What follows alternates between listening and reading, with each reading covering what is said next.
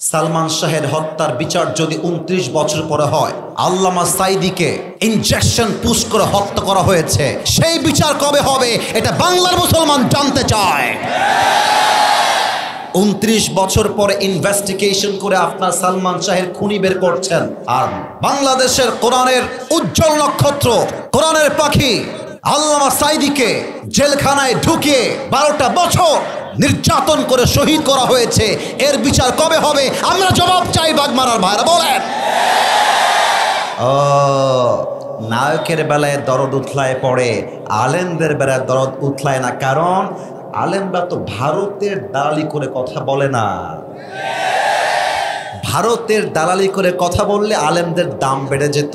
মাথায় রাখবা, এই বাংলাদেশ ভারতের জন্য স্বাধীন হয় নাই। এই বাংলাদেশ স্বাধীন হয়েছে মায়ের ইজ্জতের বিনিময়ে। এই বাংলাদেশ স্বাধীন হয়েছে হাজারো যুবকের বুকের তাজা রক্তের বিনিময়ে।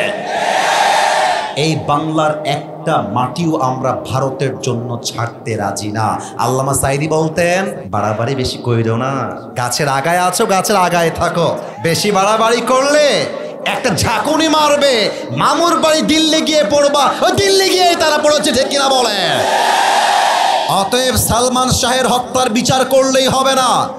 আমার এই বাংলার মাটিতে যত আলেমকে গুম করা হয়েছে, যত আলেমকে নির্বিচারে হত্যা করা হয়েছে, প্রত্যেকটা হত্যাকারীকে বাইতুল মুকাররমের সামনে দাঁড়িয়ে ফাঁসির কাস্টে ঝুলিয়ে হত্যার রায় পাশ করতে হবে। হাত তুলে বলো সবাই, ঠিক কিনা।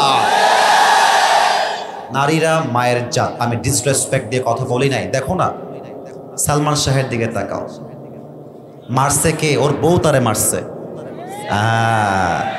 বাবুরা, নারী জাতি সম্মানের জাতি, মায়ের জাতি, সম্মান করবা, বাট বিশ্বাস সব নারীকে করতে গেলে বাস খাবা, আর কিছুই খাবা না। আর একটা কথা মাথায় রাখবা, বেশিরভাগ নারী নষ্ট হয় মায়ের জন্য। মা নষ্ট, মেয়ে নষ্ট। মা ভালো, মেয়ে ভালো। যত মেয়ে নষ্ট হয় দেখবা খবর নিয়ে ওর মাও নষ্টা, মেয়েও হয়েছে নষ্টা, ঠিক কিনা বলো।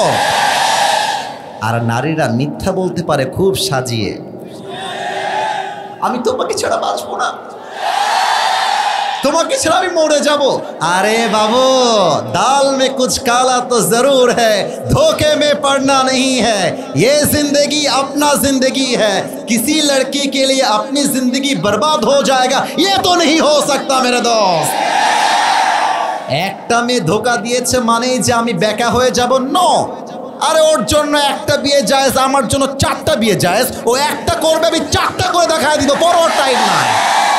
আর একটা কথা মাথায় রাখবা, এটা আমি বলে শেষ করতে চাই যাতে করে তোমরা মনটা হারিয়ে না ফেলো। মাথায় রাখবা, নারী জাতি অলওয়েজ বেটার অপশন খুঁজতে যায়, এবং যেই নারী পরকীয়ায় আসক্ত, ওই নারীর সঙ্গে আর যাই হোক সংসার করা যায় না। যুবক ভাইরা আমার, এখন আমার রাষ্ট্রের দায়িত্বশীলদের কাছে প্রশ্ন, আমার বিএনপির ভাই আমার পাশে বসে আছেন, তার কাছে প্রশ্ন, মুরব্বীদের কাছে প্রশ্ন, যুবকদের কাছে প্রশ্ন, ফেসবুকে যাবে, পুরো দেশের মানুষের কাছে আমার প্রশ্ন, সালমান শাহের হত্যার বিচার যদি ২৯ বছর পরে হয়, আল্লামা সাঈদীকে ইনজেকশন পুশ করে হত্যা করা হয়েছে, সেই বিচার কবে হবে এটা বাংলার মুসলমান জানতে চায়। ২৯ বছর পরে ইনভেস্টিগেশন করে আপনার সালমান শাহের খুনি বের করছেন, আর বাংলাদেশের কোরআনের উজ্জ্বল নক্ষত্র, কোরআনের পাখি আল্লামা সাঈদীকে জেলখানায় ঢুকিয়ে ১২টা বছর নির্যাতন করে শহীদ করা হয়েছে। এর বিচার কবে হবে? আমরা জবাব চাই। বাগমারার ভাইরা বলেন। নায়কের বেলায় দরদ উথলায় পড়ে, আলেমদের বেলায় দরদ উথলায় না, কারণ আলেমরা তো ভারতের দালালি করে কথা বলে না। ভারতের দালালি করে কথা বললে আলেমদের দাম বেড়ে যেত। মাথায় রাখবা, এই বাংলাদেশ ভারতের জন্য স্বাধীন হয় নাই। এই বাংলাদেশ স্বাধীন হয়েছে মায়ের ইজ্জতের বিনিময়ে। এই বাংলাদেশ স্বাধীন হয়েছে হাজারো যুবকের বুকের তাজা রক্তের বিনিময়ে। এই বাংলার একটা মাটিও আমরা ভারতের জন্য ছাড়তে রাজি না। আল্লামা সাঈদী বলতেন, বাড়াবাড়ি বেশি কইরো না, গাছের আগায় আছো, গাছের আগায় থাকো। বেশি বাড়াবাড়ি করলে একটা ঝাঁকুনি মারবে, মামুর বাড়ি দিল্লি গিয়ে পড়বা, ওই দিল্লি গিয়ে তারা পড়েছে, ঠিক কিনা বলে? অতএব সালমান শাহের হত্যার বিচার করলেই হবে না। আমার এই বাংলার মাটিতে যত আলেমকে গুম করা হয়েছে, যত আলেমকে নির্বিচারে হত্যা করা হয়েছে, প্রত্যেকটা হত্যাকারীকে বাইতুল মুকাররমের সামনে দাঁড়িয়ে ফাঁসির কাস্টে ঝুলিয়ে হত্যার রায় পাশ করতে হবে। হাত তুলে বলো সবাই, ঠিক কিনা?